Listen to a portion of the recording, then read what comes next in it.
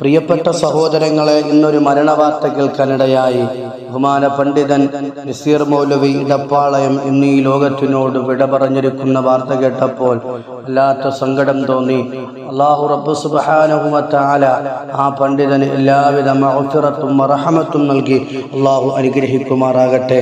അദ്ദേഹത്തിൽ നിന്ന് വന്നുപോയ എല്ലാ ചെറുതും വലുതുമായ പാപങ്ങൾ യജമാനനായ അല്ലാഹു തആല വിട്ടുപുറത്ത് മാപ്പാക്കി കൊടുത്ത് അനുഗ്രഹിക്കുമാറാകട്ടെ. നാളെ സ്വർഗ്ഗലോകത്തില് മുത്തുനബിയോടൊപ്പം ഒരുമിച്ച് കൂടാൻ അദ്ദേഹത്തിനും ഞങ്ങൾക്കും അല്ലാഹു സൗഭാഗ്യം നൽകി അനുഗ്രഹിക്കുമാറാകട്ടെ. നസീർ മൗലവി ഉസ്താദിനെ സംബന്ധിച്ചിടത്തോളം ദക്ഷിണയ്ക്ക് വേണ്ടി ഒരുപാട് പ്രവർത്തിച്ച പ്രിയപ്പെട്ട പണ്ഡിതനാണ്. ഓടി നടന്ന ദീനിന്റെ ഏത് കാര്യങ്ങൾക്കു വേണ്ടിയും ഒറ്റയ്ക്ക് ചേർന്ന് നിന്ന് പ്രവർത്തിച്ച വിനീത വിനയത്വത്തിന്റെ മനോഹരമായ രീതിയിലൂടെ നടന്നുപോയ ഒരു പണ്ഡിതനായിരുന്നു അദ്ദേഹം.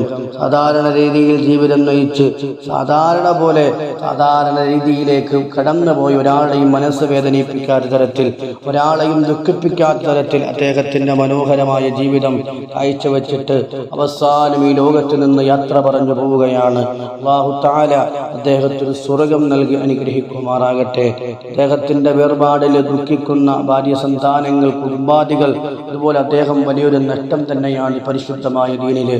കാരണം ഒരുപാട് പ്രവർത്തനങ്ങൾ ഓടി നടന്നു ചെയ്യുന്ന ഒരു പണ്ഡിതനായിരുന്നു. അദ്ദേഹത്തിന്റെ വേർപാട് തികച്ചും നഷ്ടം തന്നെയാണ്. പിന്നെ അള്ളാഹുവിന്റെ അചഞ്ചലമായ വിധിയാണല്ലോ. അവന്റെ അചഞ്ചലമായ വിധി വന്നാൽ ആരും പോയേ പറ്റുള്ളൂ. ആ ഒരു വിളിക്കുത്തരം നൽകിയിട്ടാണ് നസീർ മൗലവിയും കടന്നുപോയത്.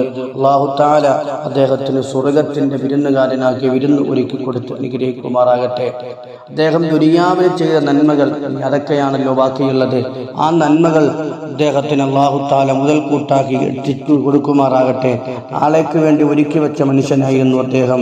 എൻ്റെ പ്രിയപ്പെട്ടവരെ, നാളെ നമ്മളും ഇതുപോലെ ഈ ലോകത്തിനോട് വിട പറയേണ്ടുള്ള ഒരു ദിവസം വരാനുണ്ട്. ആ ദിവസം നമുക്കും ഇതുപോലെ ദുആ ചെയ്യാനും, നമുക്ക് വേണ്ടി ഖുർആൻ ഓതാനും, നമ്മളെക്കുറിച്ച് സ്മരിക്കാനും, നമുക്ക് വേണ്ടി എല്ലാ നന്മകൾ ചെയ്യാനും ഒരു തലമുറ നമുക്കും ഉണ്ടായില്ല എങ്കിൽ അത് വലിയ നഷ്ടം തന്നെയാണ്. നസീർ മൗലവിയെ സംബന്ധിച്ചിടത്തോളം അദ്ദേഹം ജീവിതത്തിൽ എന്ത് കഷ്ടപ്പെട്ടെങ്കിൽ എന്ത്, ജീവിതത്തിൽ പ്രയാസങ്ങൾ സഹിച്ചെങ്കിൽ എന്ത്, അല്ലാഹു കൊടുത്തത് ഒരു ഈമാനികമായ നല്ല മരണമാണ് വെള്ളിയാഴ്ച ദിവസം കൊടുത്തത്. മാത്രമല്ല എത്രയോ ആളുകളാണ് അദ്ദേഹത്തിന്റെ ജനാസയൊന്ന് കാണാൻ, ആ ശരീരമൊന്ന് കാണാൻ. കാരണം ജീവിച്ചിരുന്ന കാലഘട്ടത്തിൽ നന്മകൾ ചെയ്തപ്പോൾ, നന്മയുടെ കൂടെ കൂടിയപ്പോൾ, നന്മയുടെ സ്വത്തവാഹ സംഘങ്ങളിലേക്ക് കടന്നുപോയപ്പോൾ, അദ്ദേഹം മരിച്ചപ്പോഴും കാണാൻ ആയിരങ്ങൾ ഒഴുകിയെത്തി. തൻ്റെ ആത്മീയ നേതാവിനെ കാണാൻ, തൻ്റെ ആത്മീയ പിതാവിനെ കാണാൻ എല്ലാവരും ഓടിയെത്തിയെങ്കിൽ അതാണ് ഒരു മനുഷ്യന്റെ ജീവിതത്തിന്റെ അർത്ഥം. അങ്ങനെയാണ് എന്ന് മനസ്സിലാക്കുക.